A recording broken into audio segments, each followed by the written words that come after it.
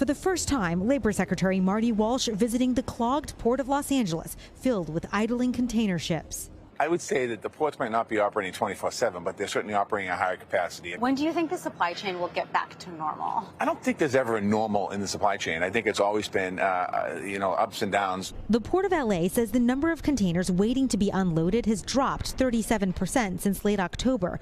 But Fed Chief Jerome Powell today laying out new fears brought on by the Omicron variant. Greater concerns about the virus could reduce people's willingness to work in person, which would slow progress in the labor market and intensify supply chain disruptions.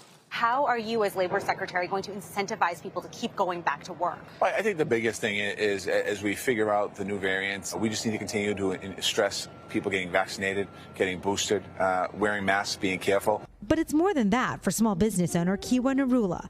Hiring at her Chicago boutique Kiddo is very expensive because she has to compete for workers with major retailers. Unfortunately, if we are short-staffed, that affects everything. On top of that, she's only been able to get 60% of what she needs to stock her shelves this holiday season. We have at least a dozen of our best sellers that we've always leaned on during this time, just haven't been available. How do you make sure that small businesses are properly served in this pandemic when they try to get their stuff in for the holiday season? I think when we look at the unloading and delivering of goods and services to our country, or goods to our country, I don't look through the lens of the big companies and then the small companies. Look through everybody's company at the same time. Companies large and small desperate for supply chain solutions. Ling, NBC News, Los Angeles.